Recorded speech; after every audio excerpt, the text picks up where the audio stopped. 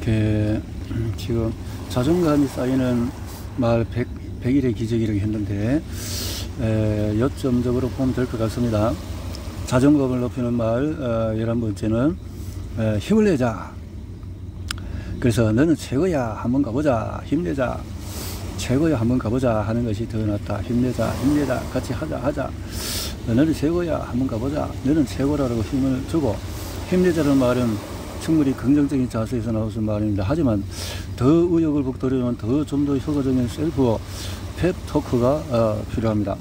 운동선수들이 경기에 임하기 전에 자기 안의 최고의 역량을 끌어내기 위해서 하는 말이나 행동을 루틴이라고 하는데, 여기에 착안해서 자신만의 펩 토크 루틴을 만들어서 결정적인 순간에 써보면 순식간에 의욕을 끌어낼 수가 있습니다. 그런 말 중에 하나가 바로 너는 최고야, 한번 가보자. 유덕의 원령 공주라고 불리는 마스모토 가오르 선수는 한 방송에서 시합 전에 긴장 때문에 배가 아파도 언제나 왔다라는 말로 자신을 응원하며 시합에 임한다고 말했습니다. 컨디션이 안 좋거나 뭔가 변수가 생겨서 고정적이 생겨서 스물스물 올라올 때 자신만의 펩토크 루틴으로 의욕을 불러일으키는 좋은 예입니다. 잘한다, 반드시 너는 잘한다, 될 거야, 반드시 될 거야, 이렇게 말을 한다는 거죠. 337 박자에 맞춘 펩토크는 외우기 쉬울 뿐만 아니라 뇌에 각인되기 쉽다는 특징이 있습니다. 한번 써보자.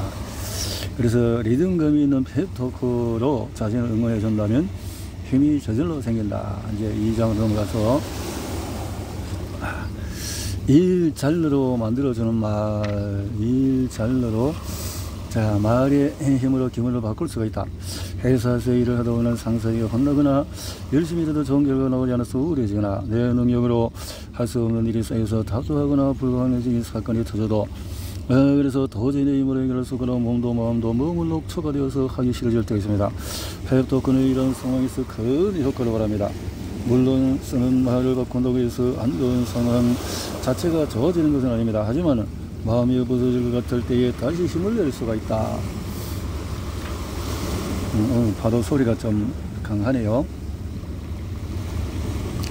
자, 저도 의사가 되고 나서 세상 깨닫게 사실이 있는데, 그래서 뭐라고 의사라는 직업이 부정적인 정보에 민감하다는 겁니다.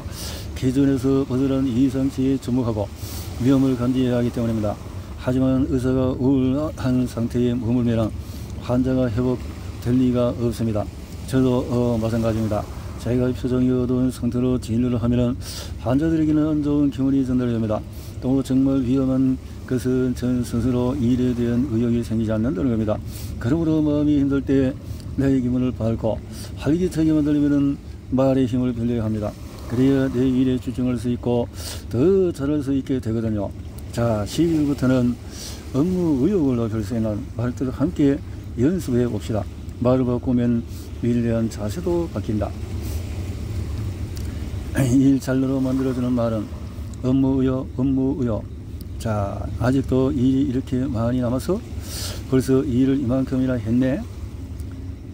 이렇게 아직 이만큼 했다라는 업무 의욕을 일으키는 내용으로 하자. 아직도 이렇게 남아서 하고 부정적으로 보면 힘이 빠진다는 거죠. 그렇지. 처리해야 할 서류가 100장이 있을 때 50장을 꺼냈더니 여러분은 어떤 기분이 들 것 같으세요? 아직도 50장이나 남았네 라는 생각이 들면 이후에 일하는 시간은 지루하고 힘들기만 느껴집니다. 그런데 와, 벌써 반이나 끝내서 이제 50장밖에 안 남았네 라고 하면은 그만큼 우리가 효과적으로 할 수 있겠다. 일잘로 만들어주는 말 13번째. 그래서 나는 왜 이렇게 느릴까? 나는 대기 만성형이야. 그래. 왜 느릴까? 회사에서 새로운 일을 할 때에 몇 번이나 알려주는데 못하면 어떻게? 배우는 게 정말 느리구나. 혼이 나거나 저희 받을 때가 있습니다. 같은 실수를 여러 번 하게 되면 나는 왜 이렇게 느릴까? 나는 왜 이렇게 일을 못할까? 라는 생각에 빠져서 우울해집니다. 저 역시 신입 시절에 선배에게 여러 번 지적을 당한 후에 이런 생각을 했습니다. 또 굳이 지적을 당하지 않아도 일이 늘지 않고 정지되어 있다는 생각이 들면 본인은 먼저 스트레스를 받게 됩니다. 이렇게 일이 더 될 때는 내가 운동선수라고 한번 상상해 보세요. 운동선수는 아무리 열심히 한다고 해도 갑자기 실력이 늘지 않습니다. 날마다 연습량을 쌓아가면서 꾸준히 운동에 매진하다 보면 점점 실력이 늘어나는 거죠. 지금 바로 눈에 띄는 성과가 나오지 않더라도 하루하루 연습량을 쌓아간다면 어느 날 갑자기 부쩍 늘어나는 실력을 체험할 수 있을 거라고 생각해 보세요. 그러면서 말도 이렇게 바꿔보는 겁니다. 나는 느리게 아니라 대기만성형이야. 사람마다 성장하는 방식은 다 다릅니다. 빨리수도 금방 실력이 느는 사람이 있는 반면에 천천히 받아들이면서 어느 날 갑자기 혹 성장하는 사람도 있습니다. 내가 느리다고 자책할 시간에 나는 원래 대기만성형이야 라고 내 편을 들어주세요. 일 잘 만들어주는 말은 대인 그래 이제 그만두고 싶어. 더 이상 안 되겠어. 할 수 있는데 해보자. 힘든 일에 쫓기거나 오랫동안 피로가 쌓이면 이제 그만두고 싶어. 더 이상 안 되겠어 라고 생각하거나 더 이상 일하고 싶지 않다 이렇게 했는데도 시험에 계속 떨어지다니 더 이상은 못하겠다 라고 생각할 때가 있습니다. 이렇게 심신이 너무 지쳐 있을 때는 극단적인 말을 해대는 것보다는 일단 휴식이라고 말하고 쉬어야 합니다. 나의 몸과 마음을 극단적으로 힘든 상태로 내몰기 전에 휴식을 취하는 것도 너무 중요한 일이에요. 그래야 내도 긍정적으로 사고할 수가 있으니까요. 그런 다음에 몸이 좀 편안해지면 그때 나 자신에게 펩토크를 들려주는 겁니다. 할 수 있는 데까지 해보자. 내가 지금 할 수 있는 걸 해보자 라고 말이요. 할 수 있다, 할 수 있다. 일 잘 만들어주는 말. 너무 지쳐서 내일도 힘들겠지? 오늘 하루도 열심히 잘 살았다. 이렇게 회사일, 집안일, 인간관계 등등 살다 보면 반드시 해야 할 일과 필요한 일에 너무 쫓겨서 너무 지쳐서 피곤해라는 말이 저절로 나올 때가 적지 않습니다. 그렇게 하루하루 여러가지 일에 쫓기듯이 살다 보면 내일도 힘들겠지 라는 비관적인 생각에 빠지기 쉽습니다. 그런데 이런 생각을 습관적으로 하다 보면 내일도 싫은 일, 힘든 일이 나를 기다리고 있다는 생각이 그러면 일하기가 싫어집니다. 마음이 위축되고 부정적인 생각에 빠지는 것은 당연한 결과입니다. 그렇게 되지 않으면 그러면 어떻게 해야 할까요? 우선 내 기분을 우울에 빠지지 않게 하기 위해서라도 오늘 하루 고생한 나를 인정해 줍시다. 필요는 부정적으로 생각하기 쉽지만 거꾸로 생각하면 노력했다는 증거, 오늘 하루도 정말 열심히 잘 보냈다는 증거이기도 하니까요. 사실 저도 함께 일하는 간호사 덕분에 이것을 깨달았습니다. 오늘 제가 하루 진료를 다 마친 후에 오늘도 너무 되신다라고 무심코 혼잣말을 했는데 옆이던 간호사가 그만큼 열심히 사셨으니까요 라고 말해줬던 거예요. 그 말을 듣고 나니까 나는 열심히 잘 살았구나, 나는 그렇게 생각해. 그래서 알아봐줘서 고맙다. 일 잘 만들어주는 말 6번째. 자, 오늘은 정말 망해서 그렇게 하지 말고 오늘은 내가 한 수 배운 날이네. 오늘도 한 수 배웠네. 좋은 거 배웠네. 그렇게 하자는 거죠. 한 수 배웠다. 좋다. 파도야 올려면 와라. 망했다 망해서 망쳐서 꽝이다 같은 말은 우리가 무엇인 것은 부정적인 표현들입니다. 시험을 망치거나 비즈니스 미팅에서 실수했다고 하더라도 오늘은 망해서 대신에 오늘 내가 많이 배운 날이네. 다 나에게 좋은 경험이야 라고 펩토크를 써보세요. 그러면 전혀 새로운 기분을 느낄 수 있을 거예요.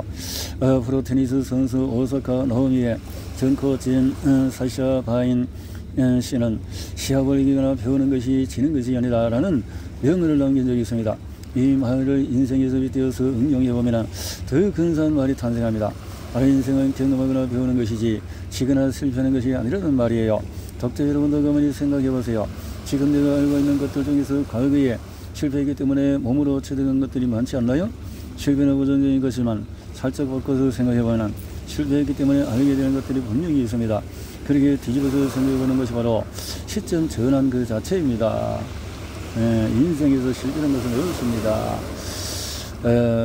힘들다, 괴롭다, 도망가고 싶다 이렇게 하지 말고 괜찮아 할 수 있는 것만 하면 돼. 할 수 있는 거. 그래서 통제할 것을 통제해라. 통제할 수 있는 것만, 그런 뜻이네요. 이제 리듬감 있는 펩토크를 소개할 거예요. 면접이나 중요한 프레젠테이션이 있을 때는 너무 긴장한 나머지 괴로워서 도망가고 싶다는 생각이 들 수 있습니다. 이럴 때 힘들다 괴롭다 도망가고 싶다는 말 대신에 괜찮아 할 수 있는 것만 하면 돼 라고 말해보는 겁니다. 긴장한다는 것은 진지하게 열심히 하고 있다는 생각입니다. 그만큼 성장하고 있다는 거죠. 또 업무력이 많아서 힘들다는 것도 달리 생각해보면 유능해서 신뢰받고 있다는 증거이기도 합니다. 힘들 때는 이렇게 돌려서 생각해보면 괜찮아, 이런 일정은 내가 할 수 있어, 내가 지금 할 수 있는 것만 하면 돼 라고 말해보세요. 그러면 좀 버거운 일도 감당할 수 있을 것 같은 의욕이 솟아납니다. 저도 환자가 너무 많아 휴식은커녕 밥 먹을 시간조차 없거나 강연에 잡혔을 때 저 자신을 격려하기 위해 이런 펩토크를 합니다. 어깨에 힘을 빼고 그때그때 자신의 기분에 맞는 펩토크를 사용해 보세요. 그리고 18번째, 나는 도저히 못하겠어 하지 말고 오늘 아주 조금만 해보는 거야. 일을 하다 보면 높은 덕이 부딪힐 수 있습니다. 정말 열심히 늘 성과가 나오지 않을 때 그냥 부딪히지 말고 조금만 해보는 거야. 한 단계 도움받도록.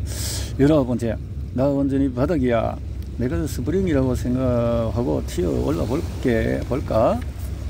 바닥이야 하지 말고 튀어 올라 볼까? 실수가 없는 사람이 실수가 없는 인생을 얻습니다.